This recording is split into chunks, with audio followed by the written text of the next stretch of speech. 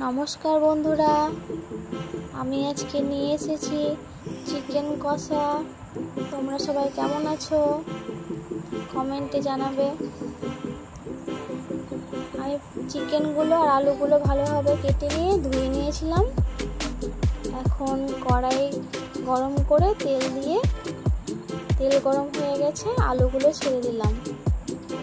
এখন মশলার মধ্যে দেখো আমি কেটে নিয়েছি পেঁয়াজ, আদা রসুন জিরে বাটা, দই, টমেটো আর ফোড়নের জন্য গরম মশলা, লঙ্কা, তেজপাতা, জিরে।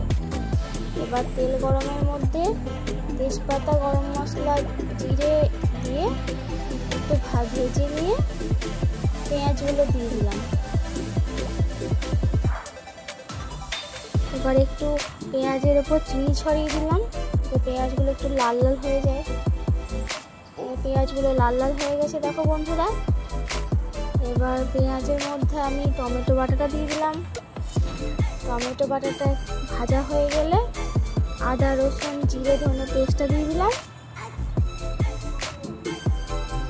এবার এর মধ্যে একটু কষে নিয়ে হলুদ গুঁড়ো দিয়ে নেড়ে চেড়ে নিলাম। এবার এর মধ্যে একটু কাশ্মীরি মির্চ ভালোভাবে কষিয়ে নিলাম। দেখতে পাচ্ছ মশলা থেকে তেল ছেড়ে দিয়েছে। এরপর আমি চিকেনগুলোকে এক এক করে দিয়ে দিলাম। ভালোভাবে মিশিয়ে নিতে হবে বন্ধুরা।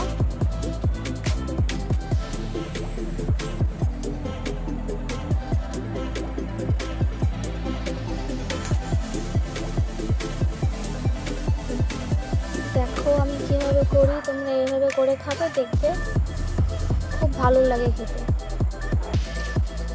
এবার একটু কষা হয়ে গেলে আমি ফাটানো টক দইটা দিয়ে দিলাম। এবার আমি ভালো মতো কষিয়ে নেব। আমি একদম নতুন বন্ধুরা, তোমরা একটু প্লিজ পাশে থেকো, একটু সাবস্ক্রাইব করে দিও আমার চ্যানেলটা। এবার চিকেন কষার রঙটা লাল করার জন্য আমি একটা গোটা শুকনো লঙ্কা দিয়ে দিলাম। বন্ধুরা আমি কিন্তু চিকেন কষায় মাঝে মাঝে ধনেপাতা দিয়ে কষাতে থাকি, তোমরা এরকম করবে, দেখবে ফ্লেভারটা খুব সুন্দর আসে। এবার আমি পরিমাণ মতো নুন আর লঙ্কা বাটা দিয়ে দিলাম। এবার দুটো কাঁচা লঙ্কা চেরা দিলাম। ভালোভাবে কষিয়ে নেবো। এবার দেখতেই পাচ্ছ বন্ধুরা আমি কিন্তু মাঝে মধ্যেই ধনেপাতা কুচিটাকে দিতেই থাকছি, যাতে চিকেন কষার ফ্লেভারটা খুব সুন্দর আসে। এবার আমি একটু গরম জল করে নিচ্ছি, যাতে চিকেন কষায় দিলে চিকেনের ফ্লেভারটা আরও ভালো হয়। ভাজা আলুগুলো এর মধ্যে দিয়ে দিলাম। আবার আমি একটু ধনেপাতা দিয়ে দিলাম। এইভাবে তোমরা একদিন বানিয়ে খাবে। দেখো আমার চিকেনের পুরো জল শুকিয়ে গেছে, একদম ভাজা ভাজা হয়ে গেছে, রংটাও চেঞ্জ হয়ে গেছে, পুরো লাল। এবার আমি গরম জলটা একটু দিয়ে দেবো।